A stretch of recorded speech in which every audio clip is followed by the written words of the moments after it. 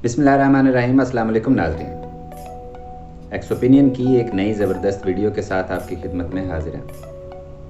नाज़रीन, आज आपके साथ एक इंतहाई ज़बरदस्त अफसाना आपके गोश गुजार करना है। मैंने इतना ज़बरदस्त अफसाना अपनी ज़िंदगी में बहुत कम पढ़ा है कि एक छोटे से तहरीर के पैराए में एक बहुत बड़ी बात समझाने की कोशिश की गई। इस अफसाने का जो अखलाकी सबक है वो आपको अंदर से हिला के रख देगा। मैं कोशिश करूंगा कि अफसाने को हूबहू आपके सामने पढ़ सकूं ताकि कोई भी ऐसी चीज़ मिस ना हो जाए जिससे आपके लुत्फ़ में कोई कमी आए। चलिए शुरू करते हैं। एक दिन एक बूढ़े डाकिये ने दरवाजे पर दस्तक दी और कहा, ख़त ले लीजिए। जूँ ही उसने ये कहा, अंदर से एक छोटी बच्ची की सदा गूंजी, मैं अभी आ रही हूँ, बराए करम इंतज़ार कीजिए। मगर 5 मिनट गुजर गए और कोई भी ना आया। डाकिया दोबारा गोया हुआ, क्या यहाँ कोई है जो आपका ख़त वसूल कर ले? मुझे दीगर भी बहुत सी जगहों पर जाना है। लड़की ने जवाब दिया, चचा, अगर आपको जल्दी है तो ख़त दरवाजे के नीचे डाल दीजिए। मैं अभी आ रही हूँ, मुझे कुछ मज़ीद वक्त लगेगा। बूढ़े डाकिये ने जवाबन कहा, नहीं बेटा, मैं इंतज़ार कर रहा हूँ, ये रजिस्टर्ड डाक है, लिहाजा किसी के दस्तखत ज़रूरी है।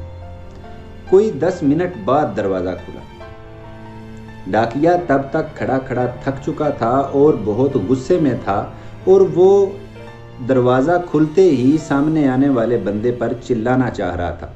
लेकिन क्या देखता है कि एक छोटी सी बच्ची जो अपने पैरों से माजूर है वो उसके सामने खड़ी है। डाकिये पर तो घड़ों पानी पड़ गया। डाकिये ने खामोशी से दस्तखत लिए, ख़त हवाले किया और चला आया। नन्ही लड़की अक्सर अपने घर में तन्हा रहती थी। उसकी वालिदा इस दुनिया में नहीं थी और वालिद कहीं दूर दराज के मुकाम पर नौकरी करते थे। उसकी देखभाल के लिए सुबह शाम एक खादमा उसके साथ होती थी, मगर दिन भर वो तन्हा ही रहती थी। 1-2 महीने में जब कभी डाक आती, डाकिया दस्तक देता और फिर दरवाजे पर रुककर तहम्मुल से इंतज़ार करता। रफ्ता रफ्ता दोनों के दरमियान राबता और वाबस्तगी बढ़ने लगी। नन्ही लड़की ने इस बात पर तवज्जो दी कि डाकिया नंगे पांव ख़त तकसीम करने आता है। मौसम बरसात आया। एक रोज़ जब डाकिया ख़त की तरसील के बाद चला गया तो उसके कदमों के निशान गीली मिट्टी पर नक्श हो गए।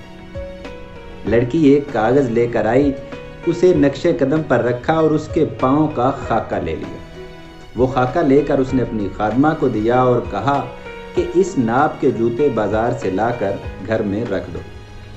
ईद आने से पहले ईद के तहाइफ मांगने डाकिया घर घर गया जहाँ वो डाक तकसीम किया करता था। मगर जब उसे नन्ही लड़की का ख्याल आया तो वो सोचने लगा कि उससे कुछ मांगना मुनासिब नहीं होगा, बल्कि उसके घर खाली हाथ जाना भी मुनासिब नहीं होगा। तो उसने ईद की पेशगी मुबारकबाद देने के लिए पहले एक छोटी सी चॉकलेट खरीदी और जाकर छोटी नन्ही लड़की के दरवाजे पर दस्तक दी। जब बच्ची ने दरवाज़ा खोला, बूढ़े डाकिये ने चॉकलेट उसके हवाले कर दी और कहा, अपने चचा की तरफ से ये छोटा सा तोहफा कबूल करो। बच्ची वो चॉकलेट पाकर बहुत खुश थी और डाकिये को चंद सानिये इंतज़ार करने को कहा। कुछ देर बाद वो एक बड़ा डिब्बा उठा लाई और वो डाकिये की तरफ बढ़ाते हुए बोली, चचा, ये मेरी तरफ से आपके लिए ईद का तोहफा है। डाकिया उस पर हिचकिचाया और कहा, नहीं, तुम मेरी बेटी जैसी हो, मैं तुमसे तोहफा कैसे ले सकता हूँ? जिस पर नन्ही बच्ची ने कहा कि अगर आप ये मेरा तोहफा मुस्तरद कर देंगे तो मैं उदास हो जाऊँगी, बराए मेहरबानी आप ये मेरा तोहफा ले लीजिए। डाकिये ने वो डिब्बा लिया और वहाँ से अपने घर चला आया। बच्ची को दुआएं देता हुआ घर पहुँचा। आके डिब्बा खोला तो देखा कि उसके अंदर जूतों का एक जोड़ा है।